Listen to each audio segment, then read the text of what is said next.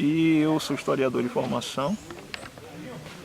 Iniciei alguns projetos de pesquisa do mestrado, agora me encaminhando para o doutorado. Tenho como tema de pesquisa a etnobiografia de Lázaro Matumbi, cantor negro baiano, e tenho como tema central, como tese central dessa pesquisa, a sua contribuição musical, artística para a composição da música negra baiana após os anos 70, ou seja, dos anos 70 para cá. O que eu quero dizer com isso?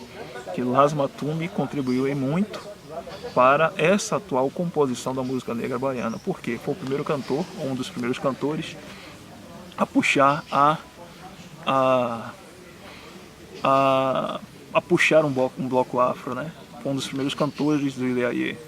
O Ilê-Ayê, ele nasce do contexto da música negra na década de 70, mais precisamente por volta de 74, tanto que agora completou 45 anos esse ano.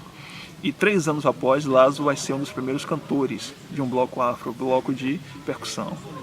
3 anos após, ele deixa o bloco e inicia a carreira solo. Então, muito do que se acontece na música negra, principalmente percussiva, teve uma participação de Lázaro, né? Hoje, os grandes blocos e as grandes bandas de percussivas, tipo com o Olodum, o Ilê, o Muzenza, todos eles prestam reverência a Lázaro, porque ele teve uma influência. Ele foi uma das vozes da black music baiana, vamos dizer assim, que era a música negra baiana.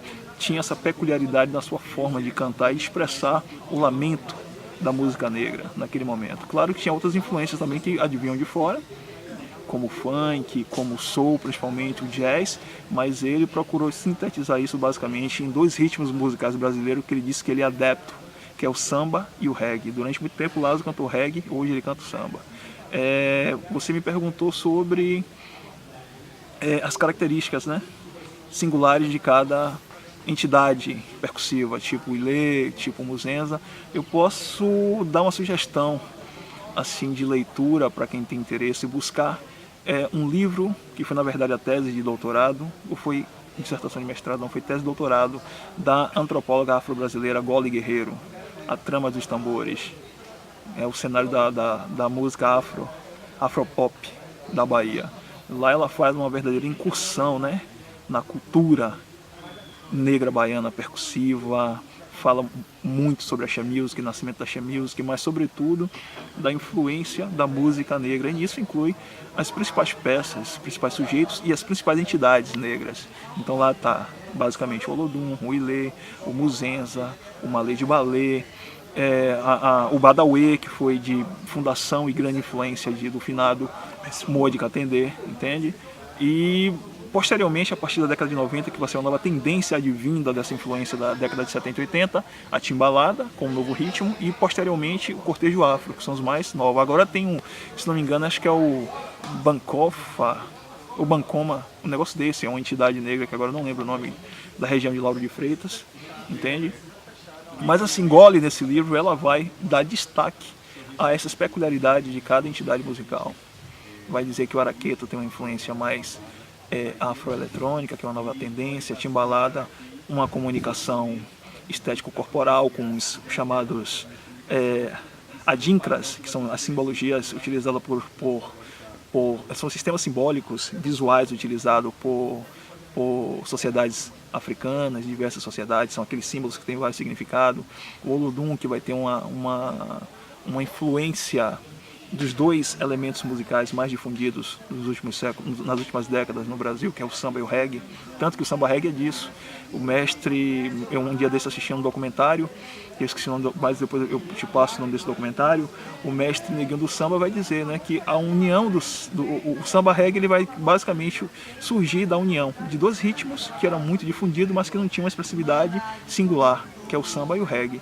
Tanto que dá para se perceber que na batida do Olodum você consegue perceber o elemento singular do samba e o elemento singular do reggae difundido em um único ritmo, né? Que é a expressão percussiva, né?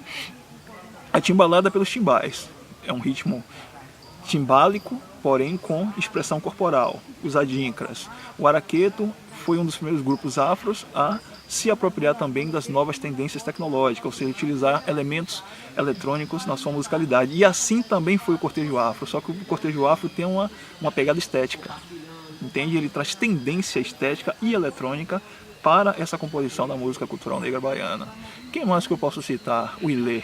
Qual é a batida do Ilê? É uma batida única, ela não segue o mesmo ritmo do samba reggae. É uma batida, é uma lamentação percussiva, porém com uma pegada de saudosismo tradicional. E quando a gente fala hoje em música negra, e principalmente de característica diaspórica, nós estamos falando em dois elementos centrais, que é o contexto tradicional, que é um contexto mais de origem, África, e nesse contexto tradicional a gente subdivide em dois, que é o aspecto ancestral e a oralidade, e o contexto moderno, que é o contexto da diáspora, ou seja, toda a geografia fora do local de origem, o local de imigração, de difusão das populações negras através dos séculos. Então, ali, claro que vai ter uma troca, vai ter simbiose, vai ter negociações, vai ter fluxo e refluxo de elementos culturais, etc. Né? Então, o que é que nós podemos perceber disso tudo? É que todos esses grupos, essas entidades negras de influências musicais, ela tem as suas influências, seja dentro do contexto tradicional ou moderno.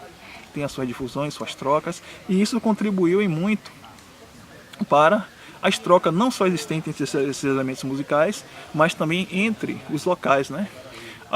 Isso se tornou uma espécie de fluxo transnacional, porque a influência da soul, da black music, do jazz, que vem dos Estados Unidos, principalmente da porção sul, lá em New Orleans, ela acabou também reverberando pela música negra que vai ser difundida na América Central, principalmente na região do Caribe, um pouco mais abaixo, na porção mais latinizada, vamos dizer assim, da América, principalmente os países latinos, tipo Equador, que tem uma porção afrodescendente muito influente, a Colômbia, o Brasil, principalmente, com diversos ritmos negros, e boa parte da porção oeste da Europa, principalmente territórios britânicos, e toda a porção, toda a costa oeste da África, né? Então, a relação de troca de fluxo e refluxo, não só tradicional, mas também elementos modernos. A gente pensa que a África ainda está muito presa a elementos musicais, percussivos ou não, sonoros, tradicionais, mas não, a África está muito mais moderna em termos musicais do que a gente pensa, né? Com muitos elementos da nossa cultura, que é a cultura ocidental.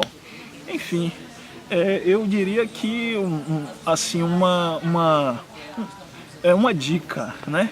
É buscar os livros de Goli Guerreiro, tanto que eu trabalho muito em um capítulo da minha tese com suas ideias, a ideia de terceira diáspora, que ela trabalha com as três diásporas. A primeira diáspora, que é uma questão de imigração compulsória, a segunda, que é uma questão de retorno, depois que há uma emancipação da tutela hegemônica europeia sobre as populações negras já redistribuída fora do seu contexto originário, e a terceira diáspora, que é o contexto do fluxo e refluxo da cultura negra como um todo, através dos elementos tecnológicos digitais atuais, como computadores, blogs, entendeu? Essa forma de comunicação instantânea.